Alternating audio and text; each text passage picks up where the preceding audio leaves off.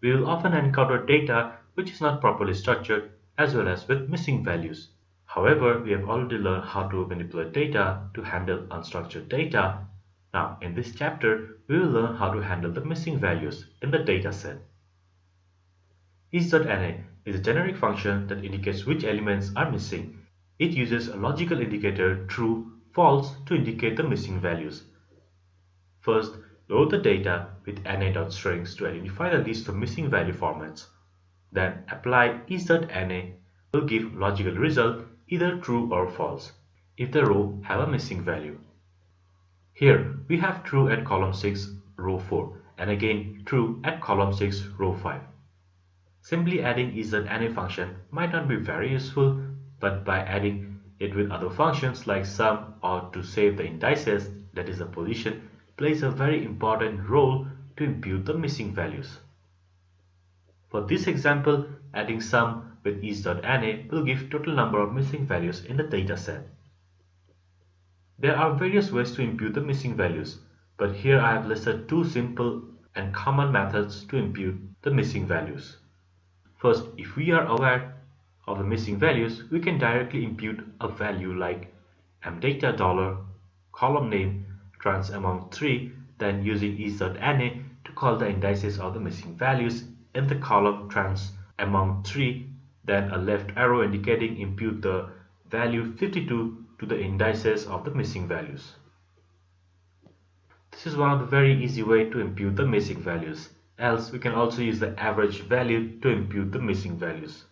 Here instead of 52, we directly use the function to calculate the average mean value of trans among 3 and na.rm is equal to true, where na.rm indicates to remove the na values and execute the code because we can't calculate average with missing values.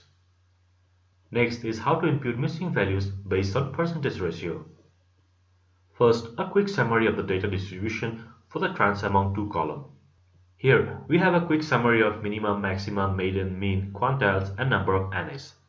From the summary itself, we can observe that there is a sudden spike in the value by 6000 from third quantile, that is from 75% of the data.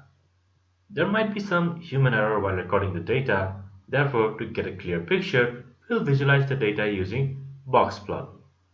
Further, we'll break up the data distribution in percentage using quantile mdata $column name, trans among 2, comma, list of percentage breakup 0.25, 0.50, 0.75 with na.rm is equal to true. From these three methods, we are getting a clear picture that half the way of the total data, the average median value is 20. Then at 75% of the average value is 85. So almost 74% of the data contains an average value of 20 plus 85 divide is equal to 52.5. Let's do a sanity check before we can conclude an average value for the missing values. In the box plot diagram and the summary, there is a sudden spike in the values from 85 to 6783, which looks very unusual.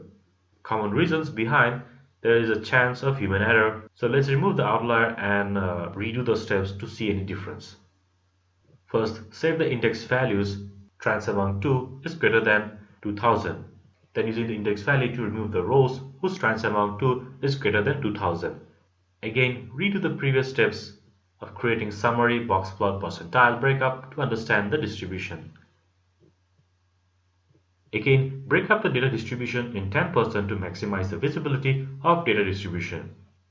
We can see that the pattern of data distribution remains the same. Therefore, we can conclude that the 75% of the data contains an average value of 52.5, that is 20 plus 85 by 2 is equal to 52.5.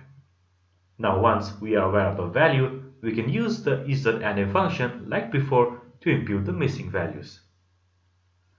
For character or factor variables, first use the summary to understand the missing value distribution or find the frequency of each factors using table function, where use na indicates also count the missing values. Convert the table 1 into data frame to add the rate of frequency for each factors. Table 1 new column rate, then the frequency of each factor by its sum.